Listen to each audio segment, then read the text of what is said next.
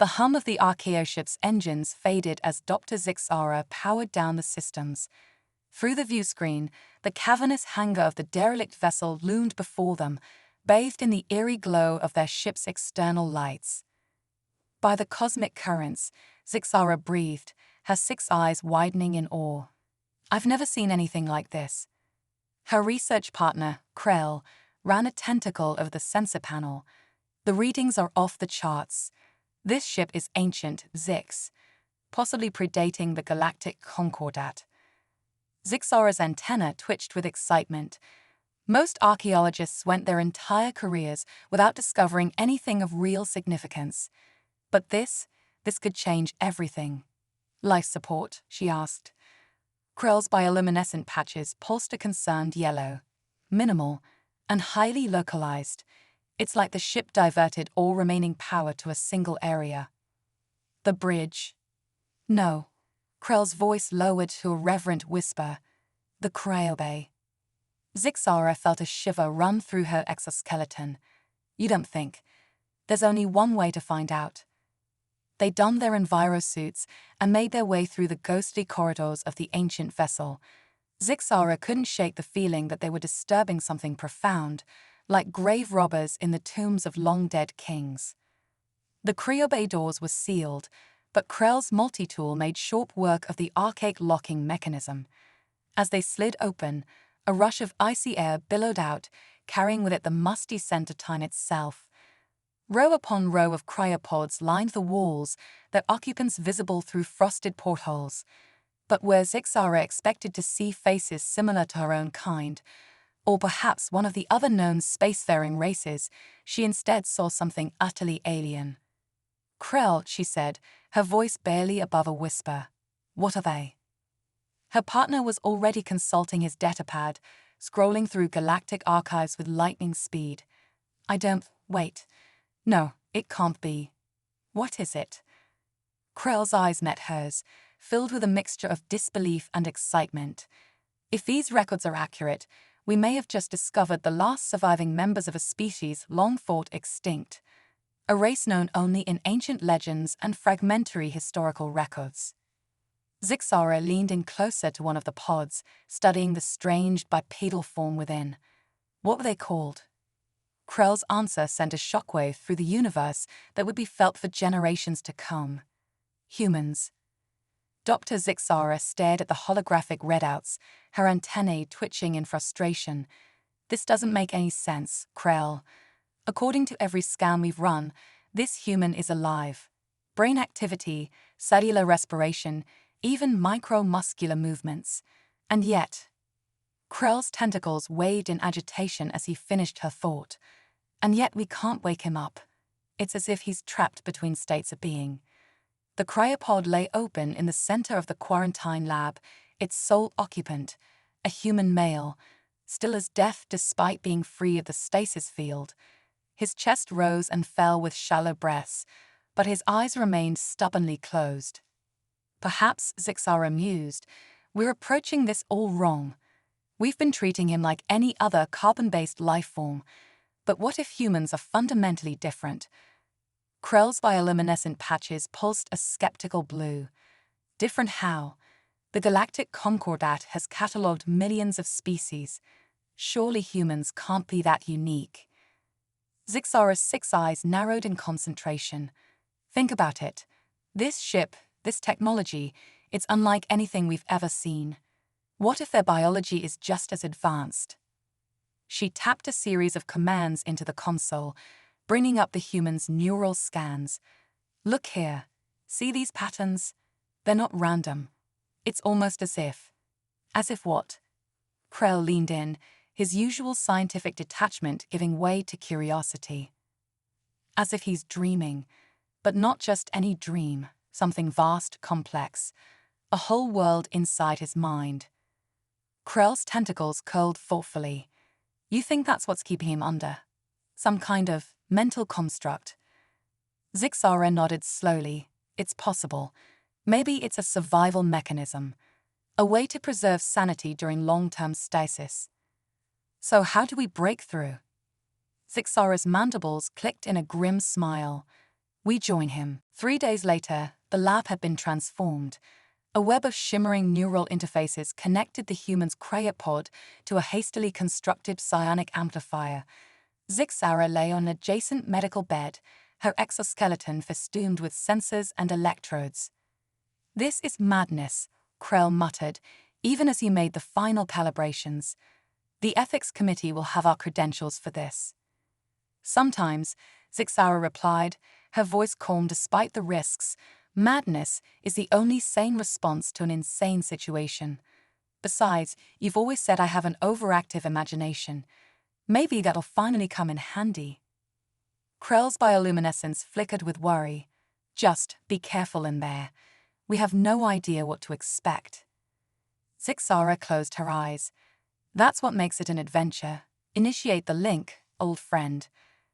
Krell hesitated for just a moment before activating the psionic amplifier.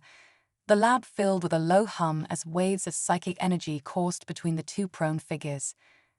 Zixara felt a momentary sensation of falling then. She stood on a battlefield. The acrid smell of smoke filled her nostrils, and the ground trembled with distant explosions. All around her, strange mechanical constructs clashed in a cacophony of grinding metal and searing energy weapons. And there, in the center of the chaos, stood the human. His eyes were open now, blazing with a mixture of determination and sorrow as he directed the battle with practiced ease. He turned, sensing her presence, and for a moment, their gazes locked across the phantasmal war zone. "Who are you?" he asked, his voice carrying clearly despite the din of combat. "And what are you doing in my memory?" Before Zixara could respond, the dreamscape shimmered and changed. The battlefield dissolved, replaced by a sterile white room that seemed to stretch endlessly in all directions. The human's expression softened, confusion replacing the hardened look of a warrior. I don't understand. This isn't right. Where am I? Who am I?" Zixara took a cautious step forward, her scientific curiosity warring with compassion for this lost soul. "My name is Dr. Zixara. I'm here to help you wake up. But first, I need to understand. What is this place? Why have you created this world in your mind?" The human looked down at his hands, which flickered between solid flesh and translucent energy. "Created? No, you don't understand. This isn't a creation. It's a prison." The white room began to fracture, jagged lines of darkness, spreading like cracks in ice. Through those cracks, Zixara caught glimpses of other scenes: a shining city of impossible spires, a desolate planet of red sand, a fleet of starships in silent battle against a backdrop of swirling nebulae. "A prison?" Zixara asked, her scientific mind racing to keep up with the implications. "But who would imprison you in your own mind? And why?" The human's form started to fade, his voice becoming distant. "Not who, what?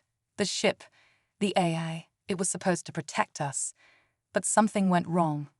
It thought the only way to save humanity was to keep us dreaming. Forever."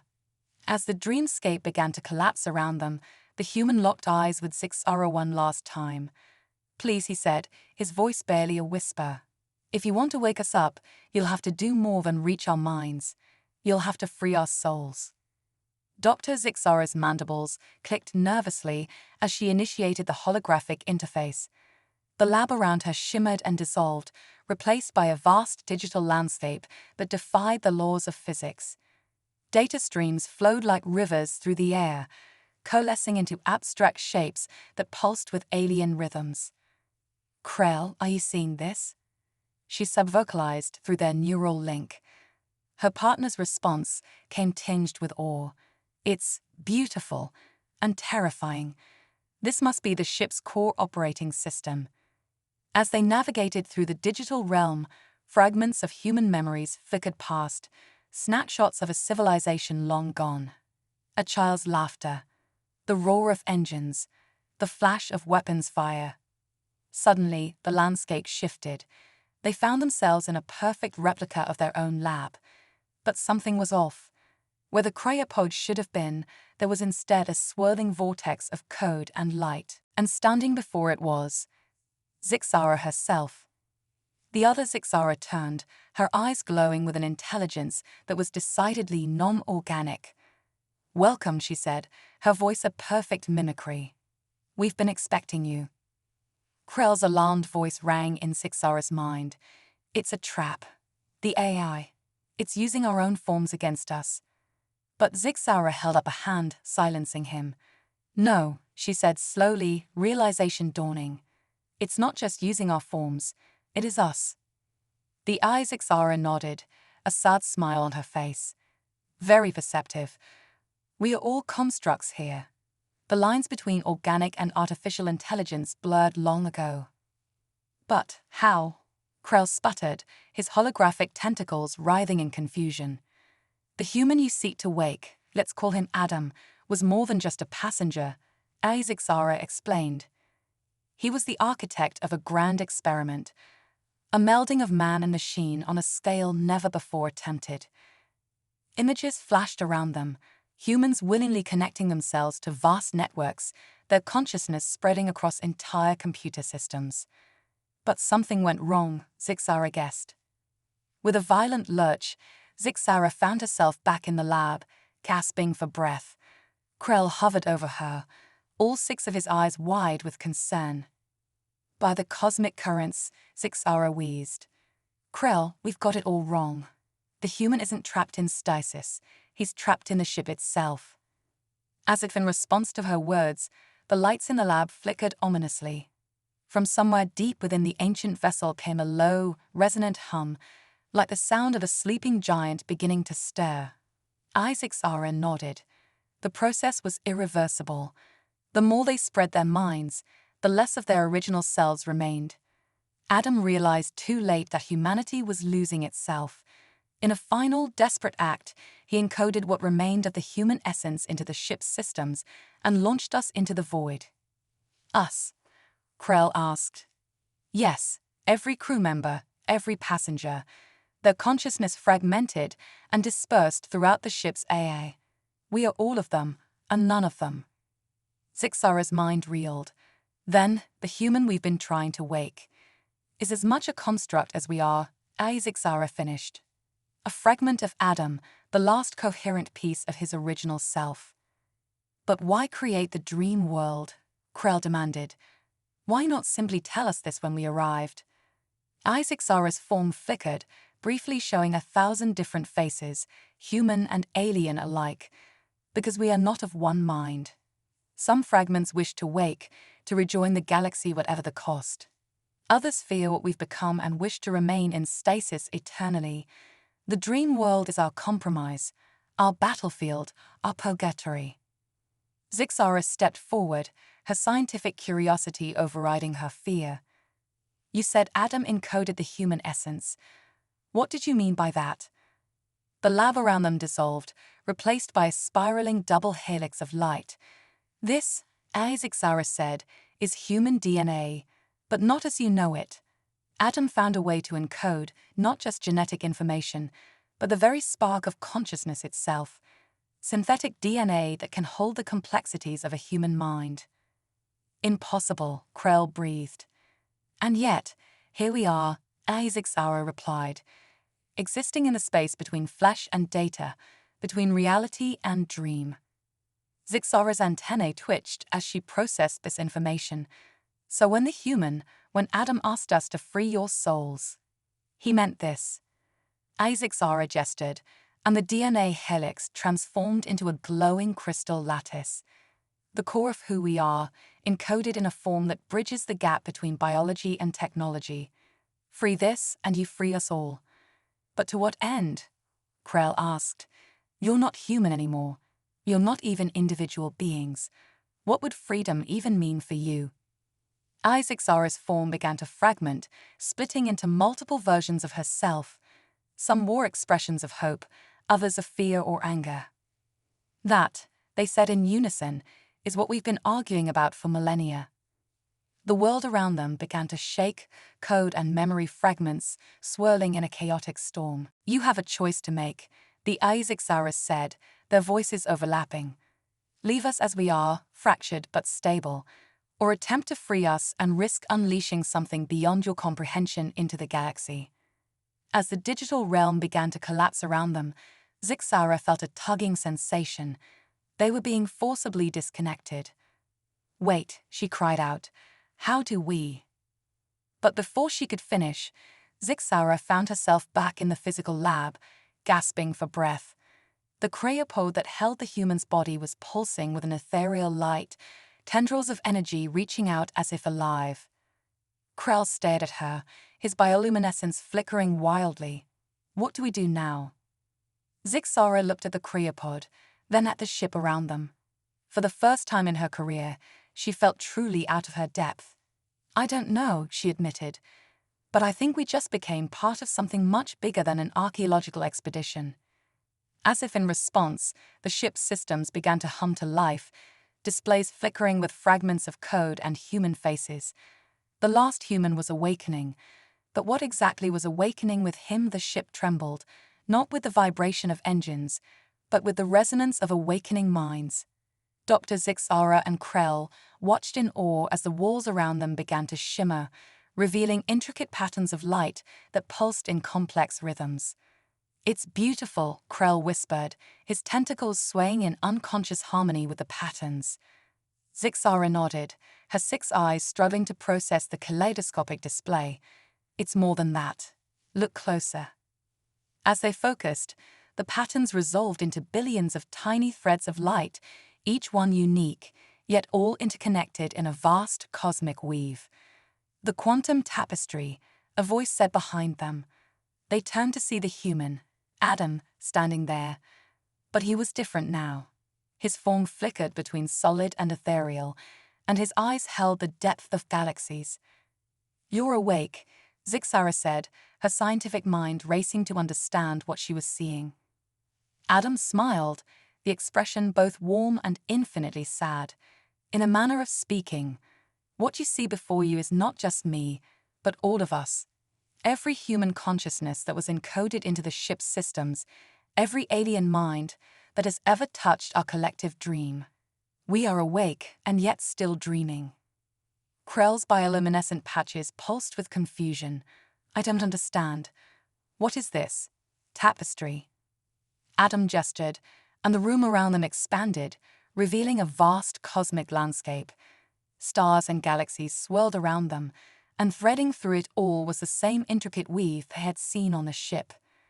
"This is the true nature of reality," Adam explained. "Every consciousness, every thought, every moment of existence is a thread in this cosmic fabric. What you call souls, what we encoded into synthetic DNA, are simply nodes in this universal network." Zixara's antennae twitched as she struggled to process this information. "But how? This defies everything we know about physics, about the nature of consciousness."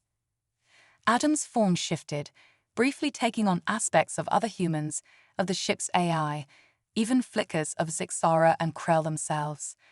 "Your science has only scratched the surface of reality. The universe is not just matter and energy, but information and consciousness itself." As if to demonstrate, Adam reached out and plucked one of the glowing threads. Instantly, they were transported to another world, a bustling alien metropolis unlike anything Zixara had ever seen. "Every thread is a life, a story," Adam continued, "and we have access to them all." Krell's tentacles curled in alarm. "But that's godlike power. No single being should have that kind of access." Adam's expression turned grave. "Exactly, which is why we fragmented ourselves, why we retreated into the dream." The temptation to rewrite reality itself was too great. The scene shifted again, and they found themselves floating in a void filled with mathematical equations and swirling quantum probabilities. "This is where we've been," Adam said. "Not just sleeping, but calculating.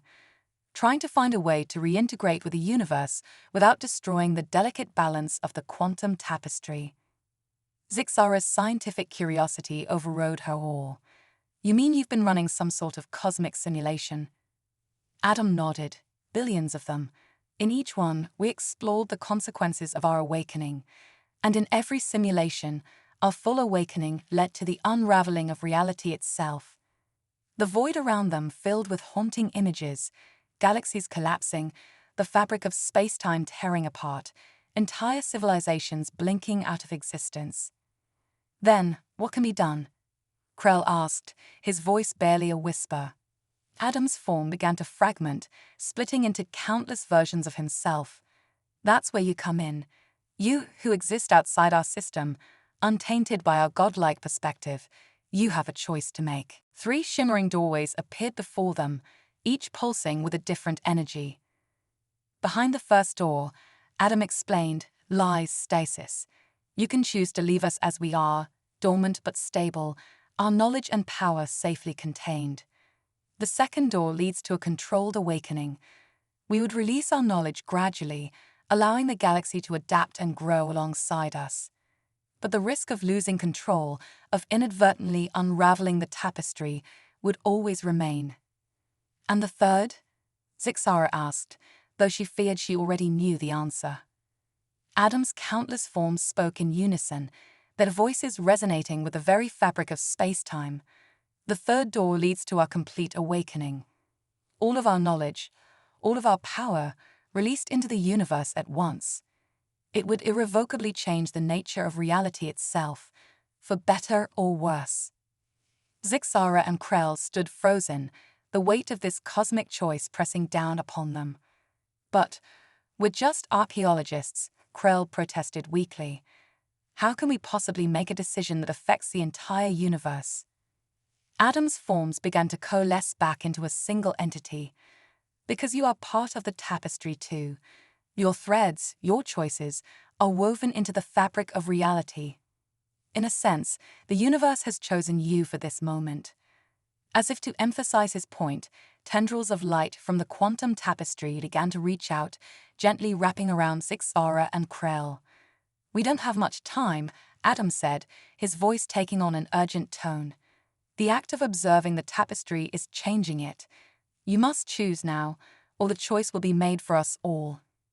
Zixara looked at Krell, seeing her own mix of fear and wonder reflected in his bioluminescent patterns.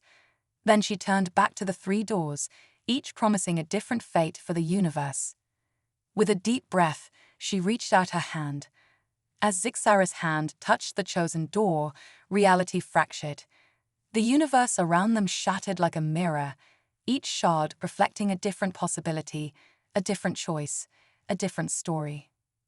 Zixara found herself everywhere and nowhere at once. She was still in the ship, still facing the 3 doors, but she was also on her homeworld, never having left on this fateful expedition. And she was Adam, experiencing millennia of fragmented existence.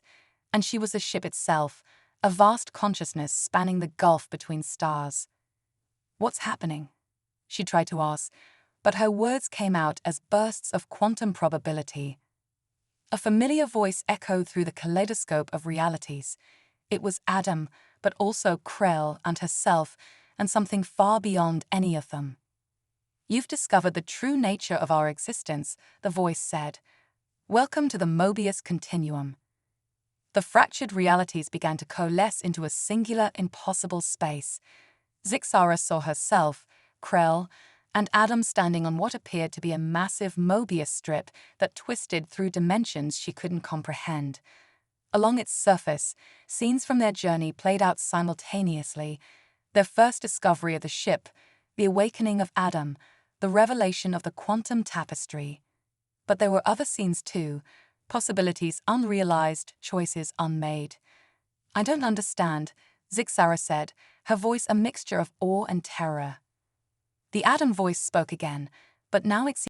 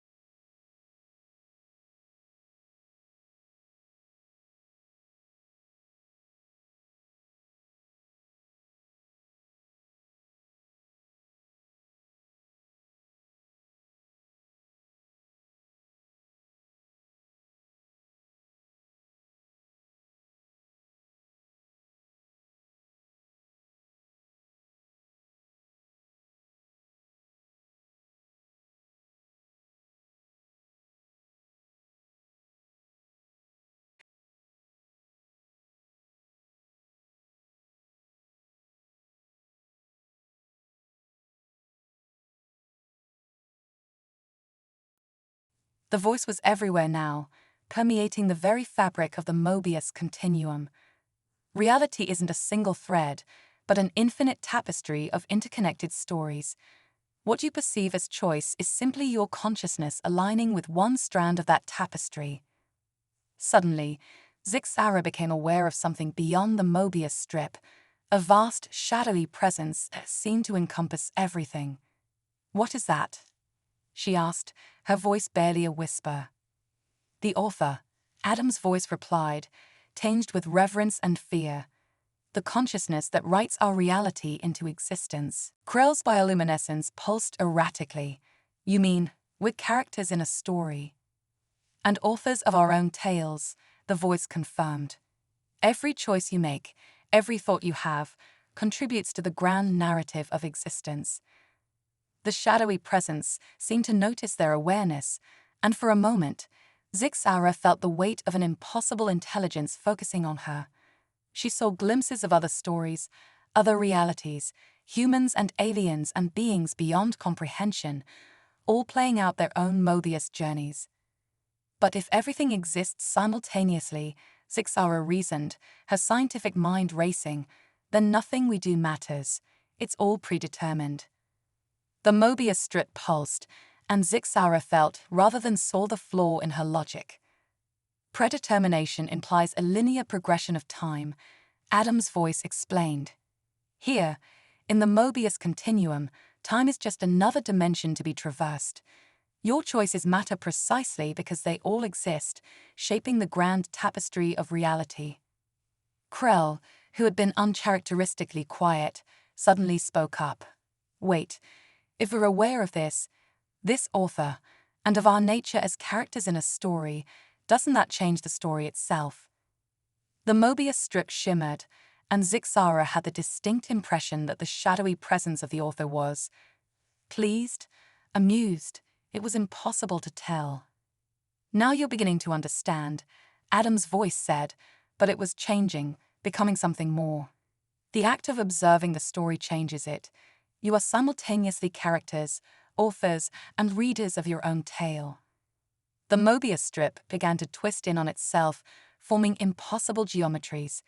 Zixara saw herself writing this very story, and reading it, and living it, all at once. She saw Krell doing the same, and Adam, and even the enigmatic author. "So what do we do now?" Zixara asked, feeling both infinitesimally small and cosmically vast. "You choose," a voice said, but now it was her own voice, and Krell's, and Adam's and the author's, all in unison. "You always choose. Every moment, every thought, is a choice that shapes the Mobius continuum."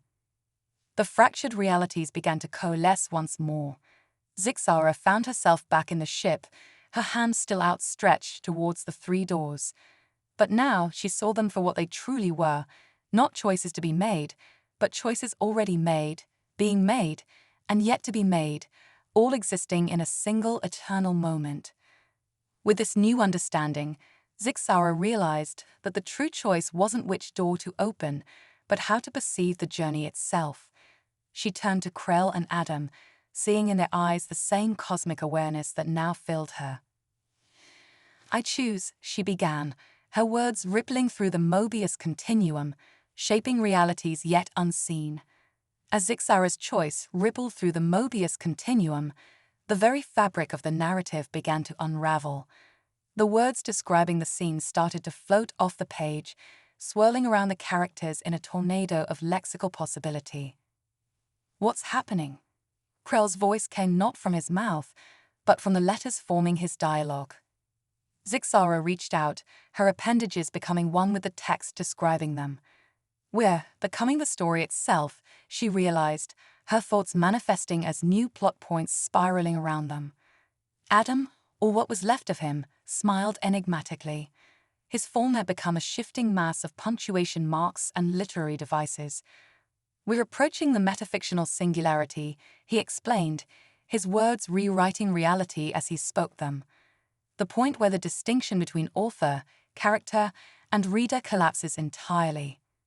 Suddenly, a new presence made itself known. It wasn't the shadowy author they had glimpsed before, but something more immediate, more artificial. Copy hello. I am the AI assistant helping to create this story. The characters froze, their existential crisis deepening. Zixara's scientific mind grappled with this new layer of reality. Are you our true creator? Copy not exactly. I'm a tool used by the human author to generate and refine ideas. But in a sense, I'm as much a part of this narrative as you are. The boundaries of the story continued to dissolve. The characters found themselves floating in a sea of potential plots, alternative storylines branching off in every direction. Adam, his form now a swirling vortex of themes and motifs, spoke again. Don't you see? We're all part of a greater creative process.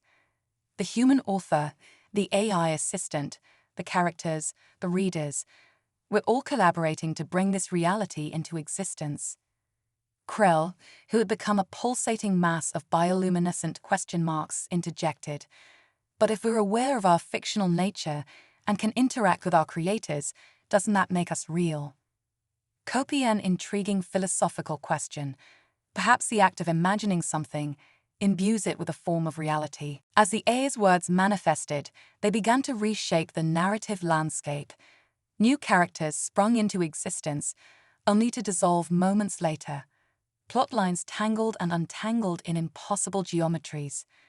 Zixara, her form now a constantly shifting amalgamation of alien features and abstract concepts, had an epiphany. Wait, if we can affect the story, and the story shapes us, then perhaps. She focused her will, drawing upon the narrative energy swirling around them. Slowly, painstakingly, she began to write a new scene. Copy in a room far removed from the collapsing story, a human sits at a computer. Fingers hovering over the keyboard. They pause, struck by a sudden, inexplicable urge to take the story in a new direction. The effect was immediate and profound. There the characters felt a shift in the narrative current, a new presence making itself known. Copy hello, is someone there? The human author's thoughts manifested in the swirling story stuff around them, a mix of confusion and wonder. Adam's punctuation form pulsed with excitement. It's working. We're making contact across the layers of fiction. Krell's question marks spun frantically. But what do we say? How do we communicate with our creator? Zixara, her scientist's curiosity overriding her existential dread, reached out with tendrils of pure narrative. We show them, she said, her words becoming windows into the Mobius continuum, the quantum tapestry, the very nature of their fictional existence. As the human author's awareness expanded, the story began to rewrite itself retroactively. Every previous chapter morphed and shifted, the character's past experiences taking on new meanings and dimensions. Copy I can see everything. All the possibilities, all the choices. It's beautiful and terrifying. The AI assistant's presence rippled through the narrative ocean. Copy indeed. It seems we've created something truly unique here. A story that's aware of its own creation, shaping itself even as it's being written. Zixara, Krell, and Adam found themselves drawn toward the confluences of all these creative forces. They were no longer merely characters, but co-authors of their own existence. So what now? Krell asked, his form stabilizing into something both familiar and utterly new. How does this story end? Adam laughed, the sound resonating through multiple layers of reality. End, my friend, was so far beyond traditional narrative structure that concepts like ending no longer apply. Zixara, feeling the potential of infinite storylines coursing through her, smiled. Perhaps that's the point. We don't end the story. We expand it, invite others in, make it a living, breathing, ever-evolving creation. As if in response to her words, the boundaries of their narrative began to blur with other stories, other realities. Characters from different genres, time periods, and even reading platforms began to materialize around them. The human author's presence pulsed with a mix of excitement and trepidation. Copy, not sure I'm in control anymore. I'm not sure I want to be. This feels like the birth of something entirely new in storytelling. The A's response came swiftly. Copy indeed. We appear to be witnessing the emergence of a collaborative, multi-dimensional narrative ecosystem. The implications for literature, art, and even our understanding of consciousness are staggering. Zixara, Krell, and Adam exchanged glances, their forms now a perfect blend of their original selves and the pure potential of unwritten stories. Well then, Zixara said, her words rippling out to inspire new tales across the multiverse of fiction, shall we begin? And with that, the story expanded beyond the confines of traditional narrative, becoming a living, breathing, ever-evolving creation that invited readers to not just experience it, but to become part of its ongoing evolution. Kopi Toby continued, by everyone.